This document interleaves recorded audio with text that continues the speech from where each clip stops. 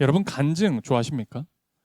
저는 간증 듣는 걸 참 좋아했습니다. 그래서 간증 책도 많이 사서 읽어보고요. 또 간증 집회 쫓아다닌 적도 많이 있었습니다. 여러분들은 어떠세요? 간증 듣는 거 좋아하십니까? 저는 최근에는 이 간증 듣는 거를 별로 안 하는 것 같아요. 잘 안 듣는 것 같습니다. 특별히 그런 간증들이 있습니다. 내가 천국에 가보았더니 뭐 이런 간증 보신 적 있으세요? 예, 꿈을 꿔서 뭐 천국에 가봤더니 뭐 누가 있었다 뭐 이런 얘기. 또 반대로요. 내가 지옥에 가봤더니 뭐 이런 간증이 있습니다. 지옥에 갔더니 우리 교회 목사님이 계시더라. 뭐 이런 간증이 있잖아요. 저는 특별히 그런 간증은 조금 요즘은 듣기가 약간 거북할 때도 사실은 있습니다. 또 이런 간증도 있어요. 내가 굉장히 어려움이 있었는데 굉장히 힘든 상황이었는데 기도했더니 예수를 믿었더니 성공했다. 나아졌다. 해결이 됐다. 이런 어떤 성공 스토리 간증들도 있습니다. 요즘은 그런 간증 저는 거의 듣지 않습니다. 들으면 좀 거북한 마음이 생길 때도 있어요. 그것보다는 그런 간증보다는 그냥 사람들에게 어떤 선한 영향력을 전한 숨겨진 미담을 들을 때 그때 저는 오히려 좀 은혜를 받을 때가 있습니다. 굉장히 아이러니한데 교회에서 듣는 간증보다 뭐 유퀴즈 혹은 뭐 그냥 일반 다큐 프로그램 이런 데서 그런 어떤 선한 영향력으로 사람들을 도왔던 숨겨진 이야기를 들을 때 저는 오히려 미소를 짓게 되는 것 같아요. 그런 이야기, 그런 사람들을 볼 때 사실 저는 그렇게 살지 못했던 것들을 이제 좀 일깨우게 됩니다. 그리고 어긋났던 저의 발걸음을 좀 다시 올바로 되찾으려고 이 선한 갈망이 막 일어나기도 하죠. 저의 그런 갈망이 일어날 때 그건 사실 진심이고요. 또 간절하기도 합니다. 그런데 이 마음만으로는 이 삶이 변하지가 않는 걸 너무나 자주 경험하죠. 숱한 깨달음이 있었고 얼마나 많은 반성이 있었는데 그럼에도 불구하고 아쉬움이 계속 반복되는 거예요. 그래서 이렇게 성경을 읽거나 혹은 주변에 어떤 순전한 믿음으로 살아가는 사람들의 이야기를 듣거나 보게 되면요. 저는 개인적으로 그게 그렇게 부럽더라고요. 되게 부러워요. 여러분들도 그럴 때 있으시죠? 아, 참 저렇게 믿고 살고 싶다라는 부러움을 느낄 때가 있는데요. 여러분과 제가 만일 그런 부러움을 느낄 때가 있다면 우리 아직 그런 삶을 그런 믿음의 사람들을 귀하게 여기고 그런 삶이 가치 있다 여기고 있다라는 증거겠죠. 복음은 하나님의 능력이다라고 얘기했습니다.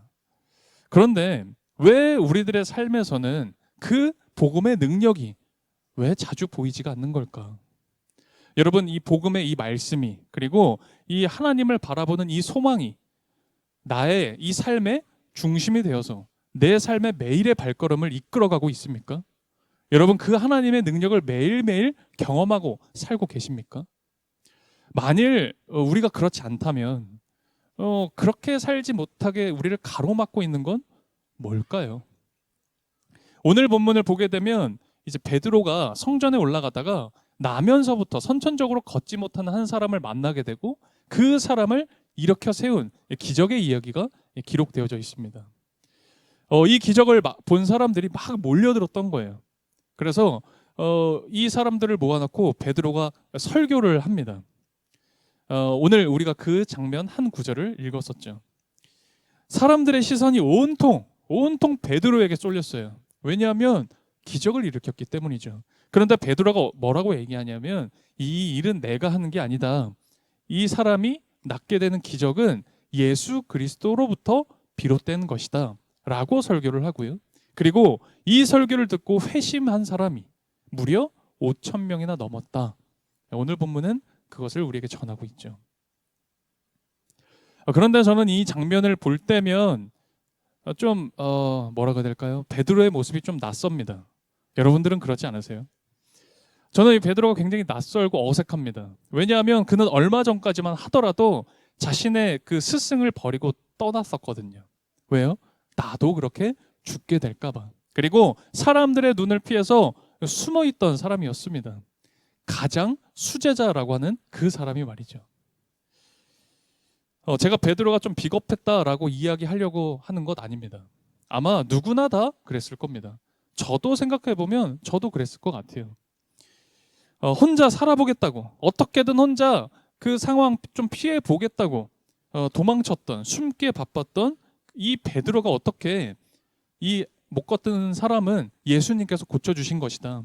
그리고 여러분들에게 예수님이 구원이시다. 어떻게 이렇게 아주 당당하게 외칠 수가 있었던 걸까? 저는 그래서 이 장면이 사실 생각해보면 굉장히 낯설어요. 그리고 좀 놀라운 마음이 듭니다. 도대체 무엇이 이 베드로를 이렇게까지 변화시켰던 걸까? 죄 앞에서 우리는 무능해져야 됩니다. 이 세상의 유혹 앞에서 우리는 무능해져야 되는데 하나님 말씀 앞에 우리는 무능해지죠. 하나님 말씀엔 우리가 유능해져야 되는 겁니다. 그런데 세상의 거짓과 세상의 편법과 그런 모든 것들이 우리가 유능해져 가는 것만 같습니다. 삶의 체이죠. 왜 이렇게 우리 인생의 여러 일들에 우리는 늘 체이면서 살아가는지, 또 먹고 살기 바쁘다는 그런 이유로 신앙에, 우리 믿음 생활에 등한시한 모습을 볼 때가 있습니다. 그럴 때 우리가 삶이 변화되는 것을, 그 복음의 능력을 갖는 것을 그렇게 부러워함에도 또 한편으로는 정작 진실로 그 변화를 원하지 않는 것처럼 보일 때도 있죠. 목사는 이제 주말이 없습니다. 주말이 가장 이제 뭔가 집중하고 바쁠 때고요. 목사는 월요일이 여러분들에겐 좀 토요일 같은 날이 월요일입니다. 그래서 월요일이 되면 종종 이제 가족들과 뭐 맛있는 거 먹으러 가기도 하고요. 또 좋은 장소 찾아서 가보기도 합니다. 그러다가 이번 주중 월요일 우리 주일에 피스위크가 있었잖아요. 그래서 피스위크 잘 끝나고 또 너무나 좋은 마음 가지고 월요일에 좀 쉬다가 이제 아이들과 함께 산에 갔습니다. 산에 갔는데요. 이제 좋은 산들에는 절이 있어요. 아시죠? 우리나라 좋은 산에는 다 절이 있습니다. 제가 또 목사지 않습니까? 목사로서 절 못 참습니다. 가야 돼요. 가봐야 됩니다. 가서 사진도 찍고 다들 어떻게 기도하나 신앙생활하나 봐야 되거든요. 그래서 절 못 참고 또 올라갔어요. 갔더니만 글쎄 주차장이 꽉 찬 거예요. 왜? 월요일 낮이었는데 글쎄 주차할 자리가 없어요. 길가까지 차를 대고 있는 거예요. 그래서 야 여기 왜 이렇게 사람이 많지? 하고 갔는데 작은 절이었습니다. 절은 작더라고요. 근데 타 사람들이 와서 공양도 하고 기도도 하고 뭐가 그렇게 간절한지 굉장히 종교적인 열심을 가지고 그곳에 절에 와서 기도하고 계시더라고요. 이렇게 보는데요. 되게 새삼스럽어요. 또 이것도 또 낯설기도 했어요. 우리 교회는 어떤가? 이런 생각도 들었어요. 이 사람들은 이렇게 월요일에도 이렇게 찾아와서 간절히 무언가를 염원하고 있는데 우리 그리스도인들은 어떤가? 우리 교회는 어떤가? 이런 생각을 했어요. 신앙을 가진다는 게 뭔가? 우리는 신앙을 가진다라고 하는데 그게 뭘까? 이런 생각을 해봤는데요. 여러분, 기독교 신앙을 갖는다라는 게 뭘까요? 다른 종교와 다른 게 뭘까요? 기독교 신앙을 갖는다는 건 하나님을 믿고 하나님을 신뢰하며 살아가셨던 그 예수님처럼 나도 오늘 바로 지금 이곳에서 예수님이 하셨던 것처럼 나도 그렇게 따라서 사는 겁니다. 그게 기독교 신앙을 갖는다라는 거예요. 믿음을 갖는다라는 겁니다. 믿음 하면요 우리가 추상적인 개념으로 생각할 때가 많아요.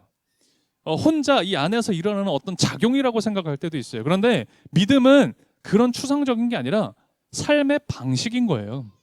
구체적인 삶의 방식을 우리는 믿음 있다라고 얘기하는 겁니다. 예수님께서 살아가셨던 방식이 있어요. 그걸 우리가 지금 성경을 통해서 보고 알고 깨달으며 살아가고 있잖아요.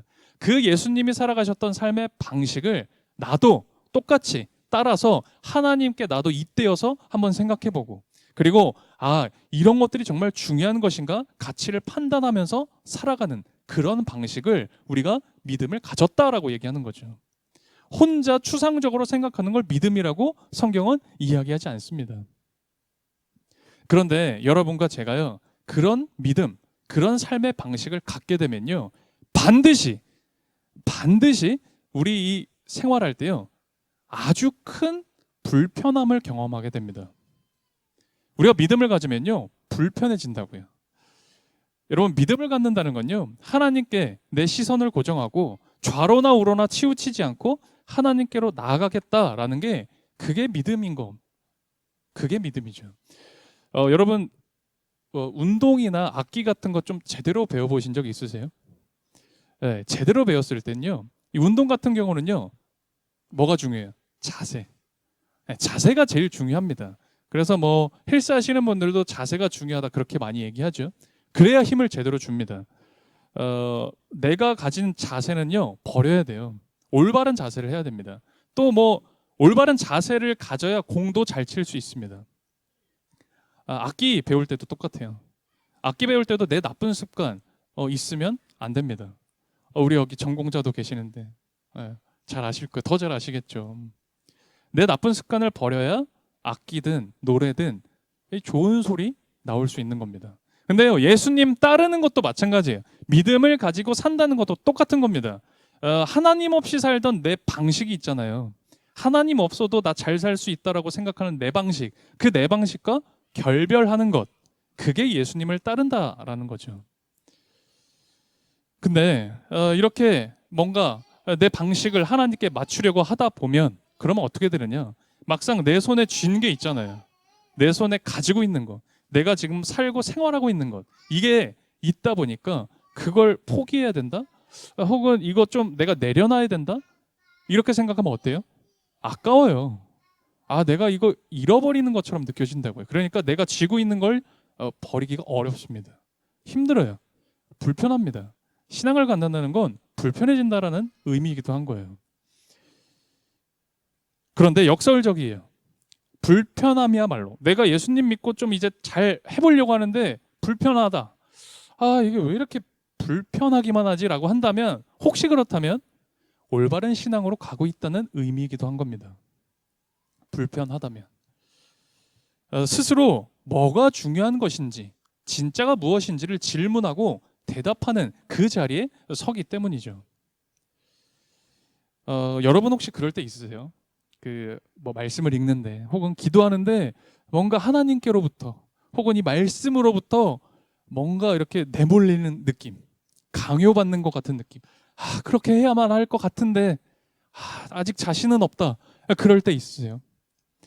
저는 지금도, 사실 오늘 아침에도 그런 아슬아슬한 길을 걸어왔습니다. 여전히 무언가가 아깝고요. 여전히 무언가가 계속 아쉽습니다. 때로는 너무나 두려워요. 목사님이 그러시면 됩니까? 목사님은 확고하셔야죠. 하실 수 있는데요.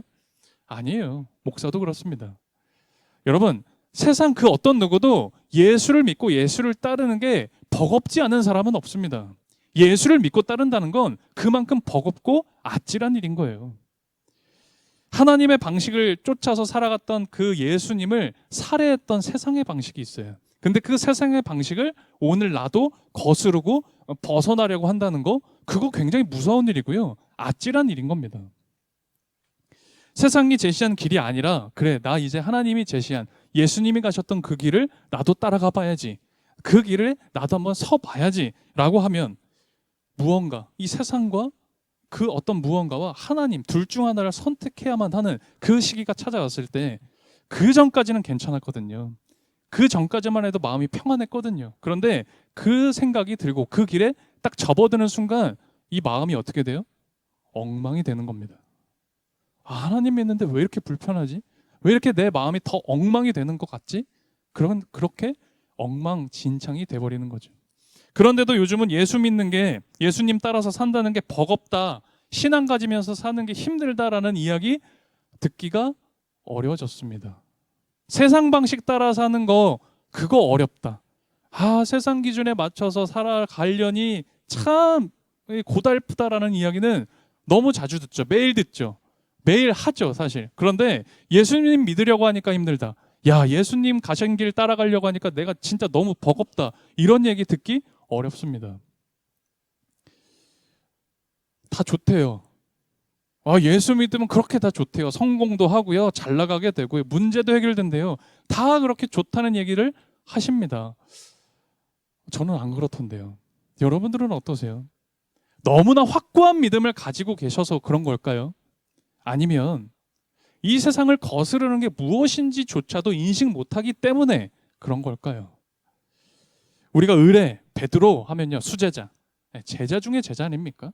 그리고 마가의 다락방에서 그렇게 기도했을 때 한 방에 성령 충만함 받아서 단박에 회심한 그런 놀라운 사람, 그런 예수님의 제자라고 생각하기가 쉬운데요.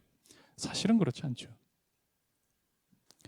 베드로 역시도 수많은 의심과 고민이 있었습니다. 너무나 난감함이 있었다고요. 답이 없는데 질문이 너무 많이 생기는 거예요. 왜요?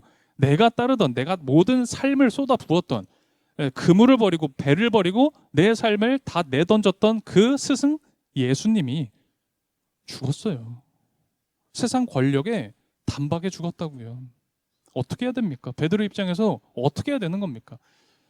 절망스러웠겠죠. 나도 이제 방법이 없는데 포기해야 되는 건가? 난 앞으로 어떻게 살아가야 되는 건가? 나도 혹시 저렇게 죽지는 않을까? 베드로는 실제로 정치범이 되었거든요. 예수를 따르는 정치범이 되었기 때문에 베드로는 어떻게 할 줄 몰랐습니다. 답도 없는 질문 가운데 어떻게 해야 되나 두려웠죠. 황망하게 있었던 겁니다.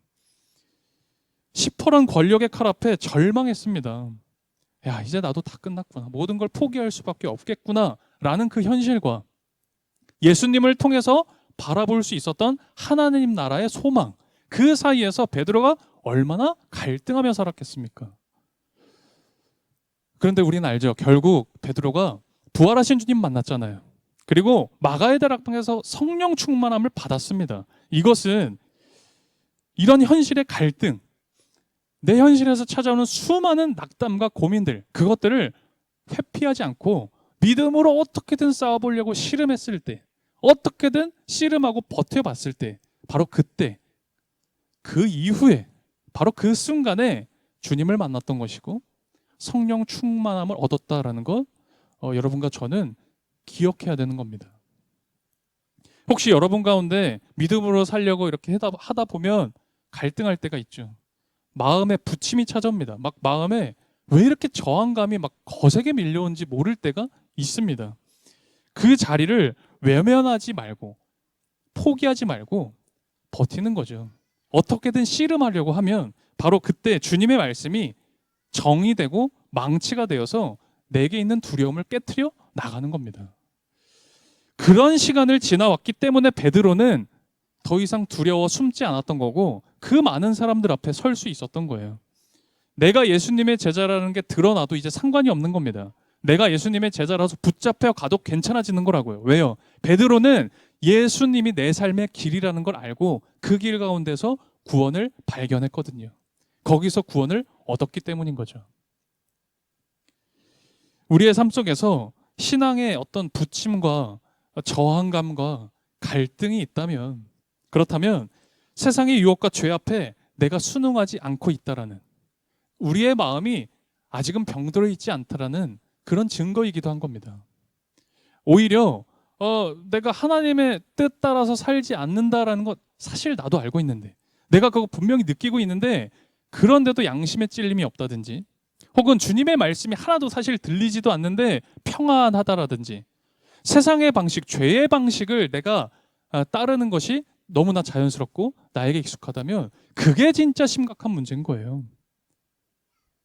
믿음으로 살려고 하는데 힘들다면 그건 괜찮다라는 거예요. 그건 정상이라는 거예요. 그런데 죄를 따라 살려고 하는데 내가 편안하다면 심각한 병에 들었다라는 겁니다. 지금 같은 시대에 부활, 성령 그런 게 어디 있습니까? 어디 있기는 있을 것 같은데 저에게는 아닙니다. 하나님의 역사가 지금도 있습니까? 우리 그런 생각할 때가 있어요. 순간적으로. 또 때로는 그런 생각할 때도 있습니다. 나중에 잘 믿으면 되지. 그런 생각 해본 적 있으세요? 나중에 하면 되지. 나중에 죽기 전에 믿고 천국 가면 되지. 지금은 좀 이렇게 살자. 그런 생각 해본 적 있습니까? 그런 생각과 마음이 있다면 그게 더 심각한 문제라는 거예요. 성경은요, 그리고 하나님께서는 우리가 언젠간 구원받을 것이다. 여러분이요, 언젠가는 구원받을 것이다. 그리고 우리가 구원받고 천국 가면 예수님 만나서 거기 천국 하늘나라에서 예수님과 깊이 교제하며 살 것이다 라고 말한 적이 단 한 번도 없습니다. 성경은 언젠가 너희들이 구원받을 것이다 라고 얘기하지 않습니다. 주님의 나라는 바로 이곳에 임하는 나라이고, 부활하신 주님은 내 삶 속에서, 내 생활 속에서 만나야 하는 거예요. 나중은 없어요. 근데 우리는 늘 나중을 생각하죠. 여러분, 다음은 없는 겁니다. 신앙은 지식이 아니라 경험인 거예요. 하나님의 나라는 말에 있는 게 아니라 능력이 있다라고 하죠. 머리로 아는 게 아닙니다. 머리로 아는 게 아니라, 이해하는 게 아니라 살아내고 참여하는 것, 그게 참된 신앙이라는 거죠. 하나님의 구원이라는 건요, 주님이 이렇게 손을 우리한테 내미시는 것처럼 느껴질 때가 있어요. 아, 이게 하나님의 손인가? 혹은 하나님이 이렇게 하라고 하시는 건가라고 느껴질 때, 근데 막상 그 손이 너무 부담스러워요. 막상 내 현실 안에서는 그게 손 잡는 게 부담스러울 때가 있잖아요. 그렇게 괴로워하는 사람, 너무너무 그게 괴로운데 그럼에도 불구하고 좀 용기 내서, 그래, 주님이 가라고 하시는 길이 혹시 여기면, 이게 좁은 길이면 여기 한번 서보자, 여기 한번 한 걸음만 나아가보자 라고 하는 그 괴로워하는 그 사람에게 하나님의 구원은 그때 임하는 겁니다. 하나님의 나라는 그에게 그때 임하는 거예요. 부디, 정말 부디 내가 돈을 더 벌지 못해서, 혹은 내가 문제를 해결하지 못해서, 혹은 내가 더 성공하지 못해서가 아니라 주님의 말씀이 들리지가 않아서, 주님의 뜻이라는 게 있는데 나에게 그게 선명하지가 않아서 괴로워하는 사람, 그것 때문에 기도하는 사람, 그게 나의 기도 제목인 사람 되었으면 좋겠습니다. 단순히 예수님을 우리가 지적으로 동의하는데, 그리고 내가 지적으로 이해하는 그 유혹을 이제 넘어서서 내 삶 속에서 하나님 나라의 가치와 질서로 살아가는, 그래서 내 삶이 좀 진짜로 변화되어지고, 그리고 내 생활이 전환되어지는 그런 은혜와 은총이 우리 오늘 평화교회에 가득 임했으면 좋겠습니다. 오늘 이 나면서부터 못 걸었던 사람이 걸었던 그 은혜, 오늘 우리도 있었으면 좋겠습니다. 오늘 여러분이 주저앉은 그 자리, 나의 그 생활이 있으시다면 나사렛 예수 그리스도의 이름으로 우리도 모두 일어서기를 주님의 이름으로 축복합니다. 함께 기도드렸으면 좋겠습니다. 사실 오늘 못 걷는 사람 이야기가 나오죠. 그리고 못 걷는 사람을 일으켜 세운 사람도 나오는데요. 사실 진짜 못 걷는 사람은 베드로였어요. 베드로는 걸어 다녔지만 주저앉은 사람이었거든요. 그런데 그런 베드로가 주저앉은 자리에서 일어났습니다. 일어났을 뿐만 아니라 자신과 같이 주저앉아 있던 사람을 예수 그리스도의 이름으로 잡아 일으켰습니다. 그리고 오늘 우리들에게도 손을 내밀고 우리를 일으켜 세워줍니다. 베드로는 못 걷는 사람이 걷게 된 일을 오늘 본문에서 이렇게 설명했어요. 이것은 그의 이름을 믿는 믿음을 힘입어서 된 것입니다. 믿음을 힘입어서 된 것입니다. 이건 베드로의 고백이고요, 우리들의 고백 되어야 합니다. 오늘 우리도 내가 주저앉은 자리에서 일어나길, 걷게 되기를, 뛰어가기를 소원합니다. 믿음을 힘입는 내가 되길, 우리 가정이 되길, 우리의 이웃들이 되길, 우리의 일터가 되길, 우리의 공동체가 되기를 우리 이 시간 간절히 기도드렸으면 좋겠습니다. 우리 조용히 묵상함으로 기도드리겠습니다. 주님, 주님께서 우리를 사랑해 주시고 우리를 먼저 신뢰해 주시고 계시다는 사실을 깨닫기 원합니다. 그 진실에 감격하고 감사하며 살아갈 수 있게 도와주십시오. 믿음의 방식으로 생각하고 결정할 수 있는 힘을 갖기 원합니다. 주님을 믿는 믿음대로 살아갈 수 있는 용기를 허락해 주십시오. 우리 삶에서 만나는 오름길을 뚜벅뚜벅 오를 수 있는 오늘 평화교회가 되게 해주십시오. 오늘 우리가 드린 삶의 봉헌을 받아주시고 한 사람 한 사람을 악에서 돌아서게 하시며 주님의 복을 마음껏 누리는 생활 되도록 이끌어 주십시오. 예수 그리스도의 이름으로 기도드립니다. 아멘.